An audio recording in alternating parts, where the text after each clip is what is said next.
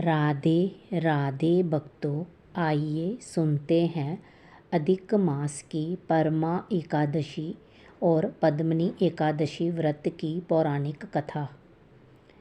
ये त्रेता युग की बात है कि राजा कृतवीर्य की कई रानियां थीं, परंतु उन्हें पुत्र रत्न की प्राप्ति नहीं हो रही थी। संतानहीन होने के कारण राजा और रानियां बहुत दुखी रहते थे। फिर एक दिन संतान की कामना से राजा अपनी रानियों के साथ जंगल में तपस्या करने निकल गए। कहते हैं कि तपस्या करने से राजा की हड्डियां ही शेष रह गई, परंतु तपस्या को कोई परिणाम नहीं निकला। तब रानी ने अनसुईया माँ से इसका उपाय पूछा। माता अनसुईया ने रानियों से अधिक मास में शुक्ल पक्ष की एकादशी का व्रत करने के लिए कहा। रानी ने पद्मनी एकादशी का व्रत रखा। व्रत की समाप्ति पर भगवान प्रकट हुए और वरदान मांगने के लिए कहा।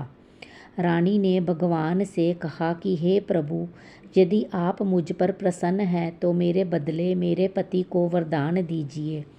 तब भगवान ने राजा से वरदान मांगने के लिए कहा।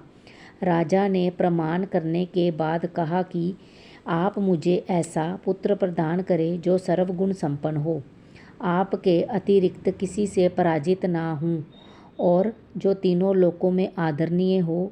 ये सुनकर भगवान ने कहा, तथा अस्तु।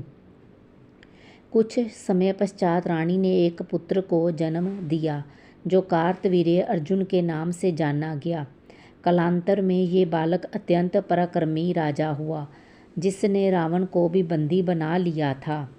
इसकी तीनों लोकों में कीर्ति हो चली थी। बाद में इसे श्री हरि विष्णु के ही अवतार परशुराम जी ने इसका वध किया था।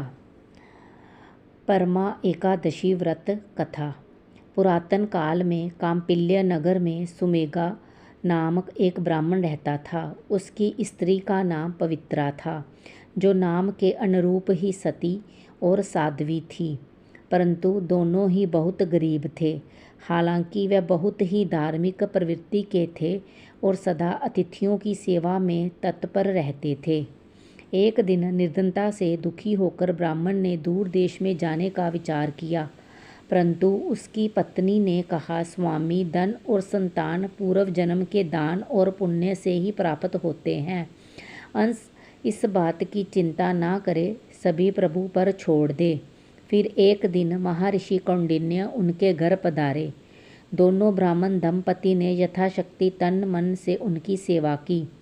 महर्षि ने उनकी गरीब दशा देखकर उनसे कहा, दरिद्रता को दूर करने का बहुत ही सरल उपाय ये है कि तुम दोनों मिलकर अधिक मास में कृष्ण पक्ष की एकादशी का व्रत तथा पंचरात्रि जागरण करो। इस एकादशी का व्रत करने से यक्षराज कुबेर तुम्हें धनाधीश बना देंगे, क्योंकि इसी से हरीशचंद्र राजा हुए हैं। ऐसा कहकर महर्षि कौंडिन्य चले गए। इसके बाद सुमेधा और उनकी पत्नी पवित्रा ने ये व्रत विधि पूर्वक रूप से रखा। उसके बाद प्रातःकाल कहीं से एक राजकुमार अश्व पर चढ़कर आया और उसने उन दोनों धर्मपरायण एवं व्रती दंपति को देखा। देखकर उसे बड़ी दया आई और उसने दोनों को सर्व साधन संपन्न, सर्व सुख समृद्ध युक्त करके एक अच्छा भवन रहने को दिया। इस तरह दोनों के सभी दुख दूर हो गए। कथा समाप्त हुई। राधे राधे। कृपया मेरे चैनल को लाइक, शेयर, कमेंट और सब्सक्राइब करें।